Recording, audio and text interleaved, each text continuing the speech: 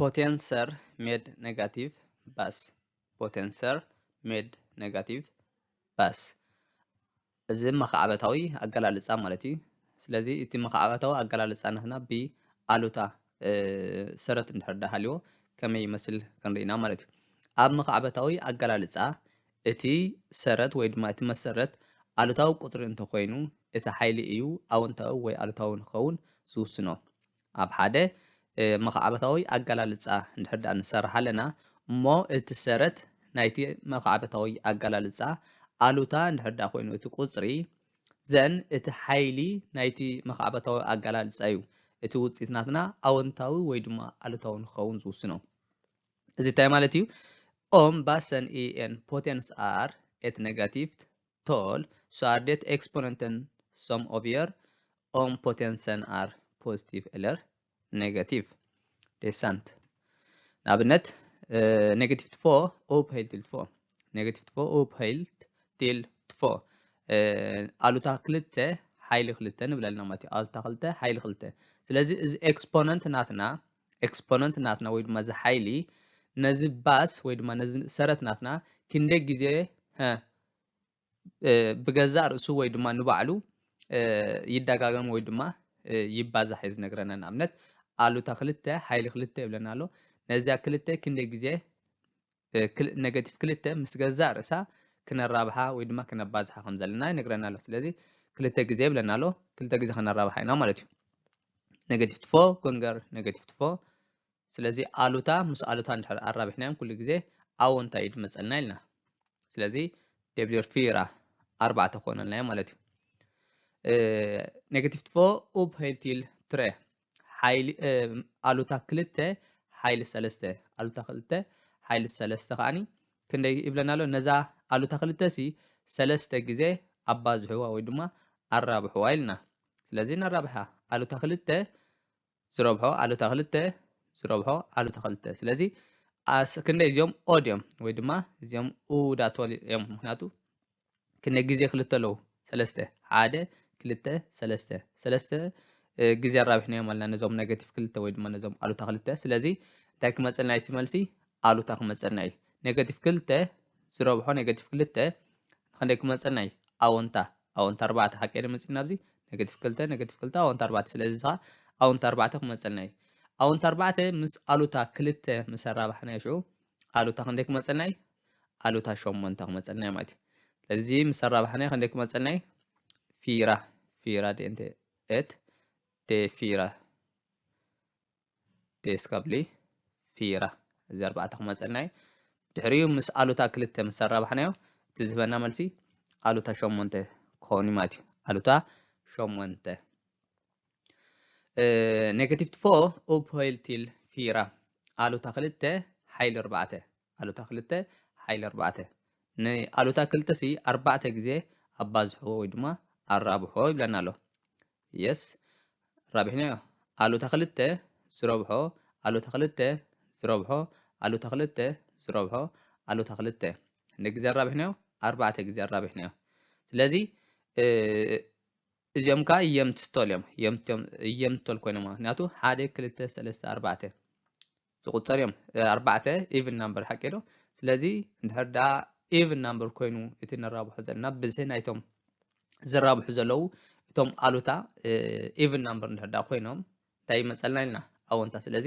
ኔጋቲቭ 4 ጎንገር ኔጋቲቭ 4 ክንደይ መፂልና ኣብዚ? ኔጋቲቭ 4 ጎንገር ኔጋቲቭ 4 ክንደይ መፂልና? ፊራ መፂልና ኣብዚ ሓቂዶ ፊራ 4 መፂልና። ኔጋቲቭ 4 ከዓኒ ክንደይ ክመፀልና እዩ? እንደገና ንሱ እውን ፖዚቲቭ ክመፀልና እዩ። ኔጋቲቭ 4 እውን ፖዚቲቭ ክመፀልና እዩ። ሾ ፖዚቲቭ ዝረክቦ ፖዚቲቭ ኣወንታ ዝረክቦ ኣወንታ ከዓ ኣወንታ ክመፅ እዩ ማለት እዩ። ስለዚ እዚኦም ምስ ኣራባሕናዮም 4 ክመፀልና እዩ። እንተ ሓደ እዚ 4 ክመፀልና እዩ ፖዚቲቭ 4 ክመፀልና እዚ ኔጋቲቭ 2 ዝረክቦ ኔጋቲቭ 2 እውን 4 ክመፀልና እዩ ማለት እዩ። 4 ክመፀልና እዩ። ስለዚ 4 ዝረብሖ ብ4 ከዓኒ ክንደይ ክመፀልና እዩ? 16 4 ዝረብሖ ብ4 16 ክመፀልና እዩ። የብ ኣሉታ 2 ሓይሊ 5 ኣሉታ 2 حيل حموشة نزا ألوتا كلته باز ناتنا إذا سرت ناتنا إذا exponent ناتنا exponent اللي نجوا ويد ما power مالتي in English so -2 أوب هيلتيل فيم نزا -2 حموشة جزء الرابع حيلنا له الرابع حموشة جزء -2 كونجر -2 كونجر -2 كونجر -2 كونجر -2 حموشة جزء الرابع هنا ماتي لذي اليوم كنا عدد كلته 3 4 حموشة أودا تولم أودا تول نحدا خوينو سلازي تكون لاي تزبنا وصيت تكمتي نيجاتيف تكوني ماتي معناته يمت تولع يكون إذا مسقطرناهم يمت ويدما even نحدا خوينو بوزيتيف يكون لنا أودا ويدما odd number نحدا خوينو تي ألوتا قطرتات زراب هنا بعلم تملسي انت كوني نيجاتيف كوني سلازي نيجاتيف 4 كونجر نيجاتيف 4 كنا يكون لنا فيرا كون لنا 4 كون لنا لقنا نيجاتيف 4 كونجر نيجاتيف 4 كنا يكون لنا ألوتا خلته زروها بألتا خلته كنا يكوني زون بوزيتيف 4 كون لنا بدحريو زيوم بوزيتيف يوم فيرا كونجر فيرا بوزيتيف زيوم 4 زروها 4 زيوم كلتيوم بوزيتيف يوم أونتا يوم بدحرين أونتا بأونتا ندر ترابحون تزبنا ملسي أونتاي فيرا كونجر فيرا 4 زروها 4 10 شدشاخ مثلنا سن بخلت بألوتا كلتا مسار رابحنا يوم انتاي كوني حد أونتان حد ألوتا ندر ترابحهم تزبنا ملسي ألوتاي سلازي انتاي كوني ماتي -34 فيرا كونجر فيرا سيكسن كونجر -4 نيجاتيف 34 مثلنا مالتي سلازي أم باسن en potens are at negative tal så är potensens värde positivt om exponenten är ett jämnt tal negativt om exponenten är ett udda tal ስለዚህ እንታይ ዝብለና ዘሎ እቲ ናትና ባስ ወይ ድማ እቲ ሰረት ናትና አሉታ እንድሕር ኮይኑ እቲ ሓይሊ ናትና ወይ ድማ እቲ ኤክስፖነንት ናትና አሁን እዚ ኢቭን ናምበር ወይ ድማ ዝኑ ቁጽሪ ንክልተ ብማዕረክም ቀል ዝኽእል እንድሕር ኮይኑ እቲ ዝህበና መልሲ እንታይ ኮኒ አዎንታ ኮኒ አዎንታ ፖዚቲቭ ይበና ማለት ኔጌቲቭ እንድሕር ኮይኑ እቲ ኤክስፖነንት ናትና ካኒ ኡዳ እንድሕር ኮይኑ ካ እንታይ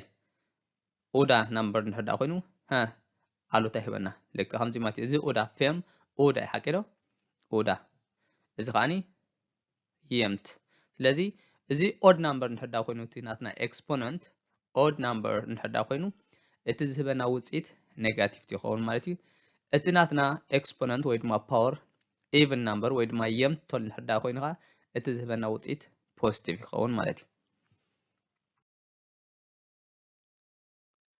አሉታዊ ቁጽርታት ምክፋል ወይ ከዓ ምምቃል ድቪ ይኹን ሜድ ኔጋቲቭ ቶል በአሉታዊ ቁጽሪ ምምቃል ወይ ድማ ምክፋል ማለት እዩ Vi använder oss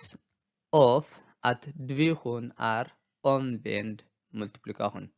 ምክፋል ወይ ድማ ምምቃል ክንብል ከለና ንድሕሪት ምርባሕ ወይ ድማ ምብዛሕ ማለት እዩ እንታይ ማለት እዩ ንሕና ምርባሕ ወይ ድማ ምምቃል ወይ ድማ ምክፋል ክንብል ከለና ዲቪዥን ማለት ምምቃል ክንመቅል ከለና እንታይ ማለት እዩ ንድሕሪት ምርባሕ ወይ ድማ ንድሕሪት ምብዛሕ ማለት እዩ ይብለና ኣሎ ያ ዴሳንት ኣብነት ሸሞንተ ዝተምቀሎ ንክልተ ንበል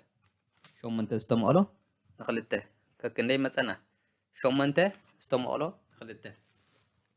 በብክንደይ መፀና በብኣርባዕተ ሸሞንተ ነይረን ንክልተ ሰብ ንድሕር መቐልና ንሲ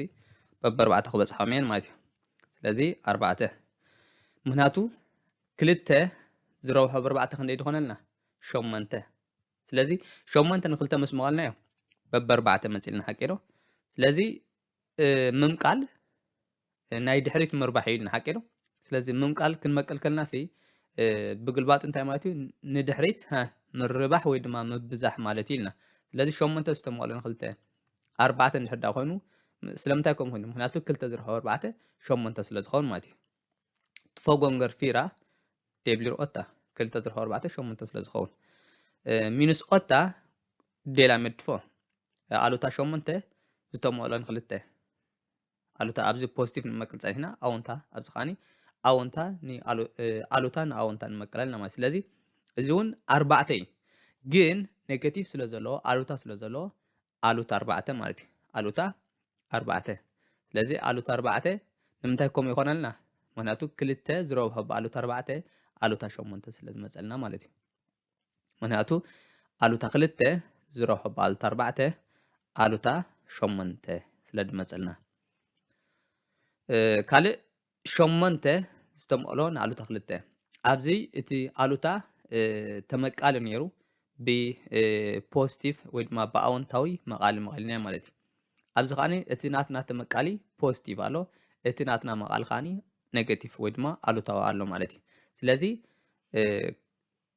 ሸሞንተ ዝተመቕሎ ንኣሉታ ክልተ ከክንደይ መፀልና እዚ እውን ኔጌቲቭ 4 ይመፀልና ኔጌቲቭ 4 ምክንያቱ ኣሉታ ዝረሖ ብኣሉታ ክንደይ ክመፀልና ኣወንታ ኣሉታ ዝረሖ ብኣሉታ ንድሕር ራቢሕናዮም ኣወንታ ይመፀልና ሓቂሮ ስለዚ ኔጌቲቭ 4 ጎንገር ኔጌቲቭ 4 ደብሊር ኦታ ሶ ሚንስ 4 ጎንገር ሚንስ 4 ኦታ ሚንስ ኦታ ዴላሜድ ሚንስ 4 ክልቲኦም እቶም ተመቃልን እቲ መቃልን እንድሕር ኣሉታ ኮይኖም ከዓ እንታይ ኮነልና እቲ መልሲ ምክንያቱ እዛ ኣሉታ ብዛ ኣሉታ ክጠፈአልና ኣሉታ ብዛ ኣሉታ ክጠፈአልና ስለዚ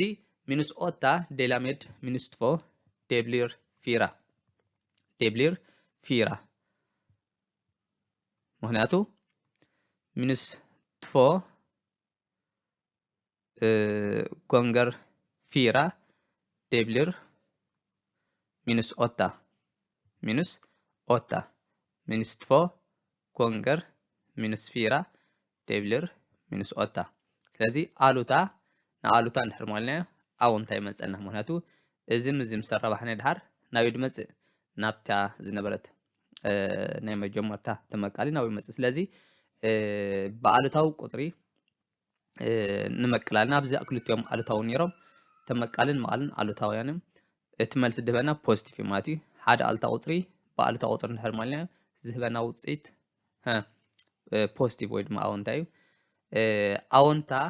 ብኣሉታ እንድሕር መቐልና እቲ ዝህበና ውፅኢት ኣሉታ እዩ ኣሉታ ብኣወንታ እንድሕር መቐልና እቲ ዝህበና ውፅኢት ኣሉታ እዩ ኣወንታ ብኣወንታ እንድሕር መቐልና እቲ ዝህበና ውፅኢት ኣወንታ እዩ ስለዚ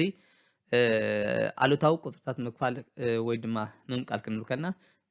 ነዚኦም ይመስል ማለት እዩ ምክፋል ወይ ድማ ምምቃል ማለት ናይ ድሕሪት ምርባሕ ማለት እዩ ምክንያቱ ነዚኦም እንድሕር ራቢሕናዮም ናበይ ንምለሰልና ናብቲ ናይ መጀመርያ ተመቃሊ ቁፅርና ወይ ድማ ሓዝና ንምለሰልና ማለት እዩ የስ ስለዚ እዚኦም ፎርሙላ እዚኦም ተጠቒምና ኢና ንሰርሕ እዚኦም ፎርሙላ እዚኦም ኩሉ ግዜ በዚኦም ኢና ንኸይድ ማለት እዩ ኣሉታ ኤ ዴላሜድ ቤ ኣሉታ ኤ ዴላሜድ ቤ ሓደ ኣሉታዊ ኣሃዝ ወይ ድማ ሓደ ኣሉታ ቁፅሪ ብኣወንታ እንድሕር ደኣ መቒልናዮ እቲ ዝህበና መልሲ ኣሉታ እዩ እቲ ዝህበና መልሲ ኣሉታ ኦ ዴላሜድ ቤ ክቡተን ኦፍ ኤት ኔጋቲቭ ኦክ ኤት ፖዚቲቭ ቶል ኣር ኔጋቲቭ ስለዚ ናይ ሓደ ኣሉታ ዝተመቕሎ ንሓደ ኣወንታ እንድሕር ደኣ ኮይኑ እቲ ዝህበና መልሲ ኣሉታ እዩ ድህበና ማለት እዩ ካልኣይቲ ሕጊ ኦ ዴላሜድ ኣሉታ ቤ ኦ ዴላሜድ ኣሉታ ቤ ከምዚ እንድሕር ደኣ ኮይኑ እቲ ተመቃሊ ኣወንታ እቲ መቃሊ ኸዓኒ ኣሉታ እንድሕር ደኣ ኮይኑ እዚ እውን እቲ ዝህበና ውፅኢት እንታይ እዩ ኣሉታ ኦ ዴላሜድ ቤ ክቡተን ኦፍ ኤት ፖዚቲቭ ኦክ ኤት ኔጋቲቭ ቶል ኣር ኔጋቲቭ ስለዚ ሓደ ውፅኢት ናይ ሓደ ኔጋቲቭ ዝተመቕሎ ንሓደ ፖዚቲቭ እቲ ዝህበና ውፅኢት ኔጋቲቭ እዩ ሳልሰይቲ ሕጊ ኔጋቲቭ ኦ ዴላሜድ ኔጋቲቭ ቤ ክልተ ኣሉታውያን እንድሕር ደኣ ንመቀላል ኢና ሓደ ኣሉታ ዝተመቕሎ ንሓደ ኣሉታ ቁፅሪ እንድሕር ደኣ ጌርና እቲ ዝህበና ውፅኢት ኣወንታ እዩ ኣወንታ ይምህርና እቲ መልሲ ማለት እዩ ኣሉታ ዝተመቕሎ ንኣሉታ ሓደ ኣሉታ ቁፅሪ ንኣሉታ ቁፅሪ እንድሕር ደኣ መቒልናዮ እቲ ዝህበና ውፅኢት ኣወንታ ይህበና ማለት እዩ ክቡተን ኦፍ ትፎ ኔጋቲቫት ቶል ኣር ፖዚቲቭ ስለዚ ናይ ክልተ